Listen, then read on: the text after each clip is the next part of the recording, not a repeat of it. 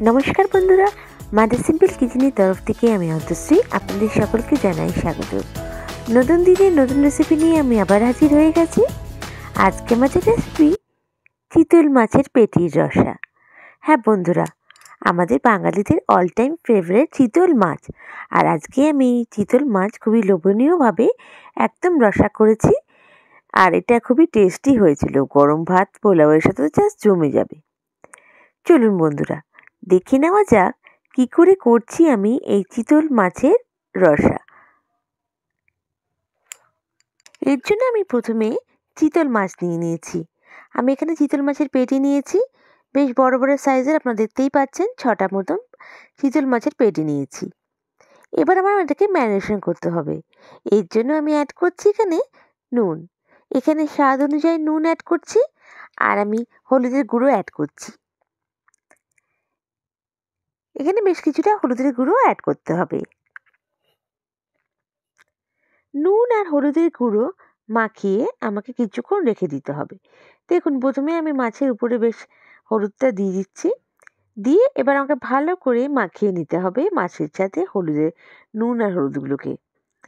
এইভাবে ডলে ডলে মাছটার সঙ্গে মাখিয়ে নিলে মাছের মধ্যে নুন আর হলুদটা ভালোভাবে ঢুকে যাবে, মাছটা ম্যারিনেশন ভালো হবে, আর রান্নার স্বাদও কিন্তু পাল্টে যাবে।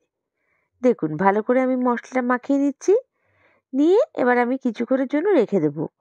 অন্তত 10 মিনিট ম্যারিনেট করে আমাকে রাখতেই হবে। দেখুন, প্রত্যেকটা মাছের গায়ে কিন্তু আমি ভালো করে এরকমভাবে ডলে নিয়েছি, হলুদটা নুনটা দিয়ে ভালো করে একটু মাখিয়ে রেখে দিচ্ছি 10 মিনিটের জন্য। আমার মাছটা ম্যারিনেট করা হয়েছে, দেখুন এবার আমি এটা রেখে দিলাম। এবার কড়াইতে পরিমাণ মতন সর্ষের তেল দিচ্ছি, দিয়ে তেলটা যখন বেশ গরম হবে তখন আমি মাছগুলোকে ছেড়ে দেব।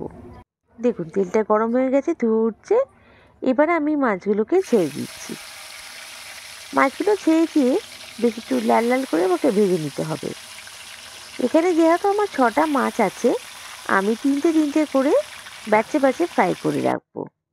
দেখুন, একটা দিক হয়ে গেছে, আমি আলতো করে উল্টে দিলাম আর একটা দিক।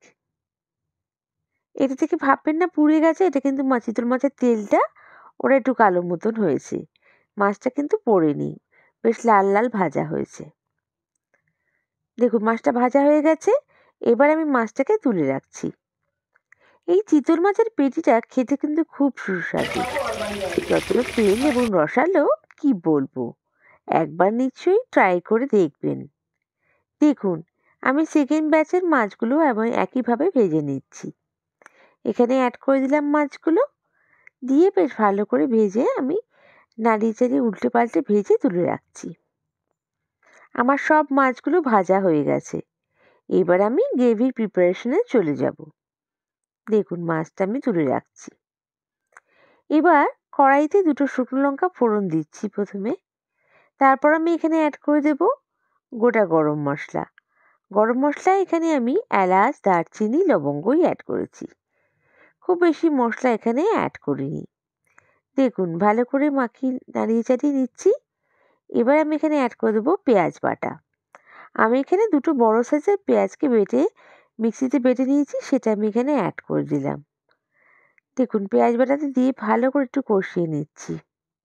এবার আমি এখানে অ্যাড করে দিচ্ছি 1 চামচ আদা বাটা, 1 চামচ রসুন বাটা। আদা আর রসুন বাটাটা দিয়ে ভালো করে আমাকে আবার নাড়িয়ে চাড়িয়ে নিতে হবে, যাতে আদা আর রসুনের সব পেঁয়াজের বা কাঁচা ভাবগুলো যাতে একবারে চলে যায়। দেখুন, ভালো করে কষিয়ে নিয়েছি, তেলটা ছেড়ে ছেড়ে আসছে। এবার আমি এখানে অ্যাড করে দিচ্ছি স্বাদ অনুযায়ী নুন। নুনটা দিয়ে আমি আবার ভালো করে একটু কষিয়ে নেব। দেখুন, এবার আমি এখানে অ্যাড করে দিচ্ছি 2 চামচ ফ্যাটানো টক দই। এখানে টক দই দেখছেন একদম স্মুথ টেক্সচার। টক দই দিয়ে সঙ্গে সঙ্গে নাড়াতে হবে, না হলে ফেটে যাওয়ার চান্স থাকে, আর গ্যাসের আঁচটাকে একটু কম করে নেবেন। দেখুন, ভালো করে আমি নাড়িয়ে চাড়িয়ে মিশিয়ে নিয়েছি, একটু কষিয়ে নিয়েছি টক দইটা দিয়ে। এবার আমি এখানে অ্যাড করে দেবো 1 চামচ হলুদের গুঁড়ো আর 1 চামচ লঙ্কা গুঁড়ো। লঙ্কা গুঁড়োটা আপনারা আপনার ঝাল অনুযায়ী বাড়াতে বা কমাতে পারেন, এর জন্য রান্নার টেস্টে কিন্তু খুব একটা হেরফের হবে না। দেখুন ভালো করে নাড়িয়ে চাড়িয়ে নিচ্ছি। এরপর আমি এখানে অ্যাড করে দেবো টমেটো। আমি এখানে একটা বড় সাইজের টমেটো বাটা অ্যাড করে দিলাম। দিয়ে ভালো করে কষিয়ে নিতে হবে।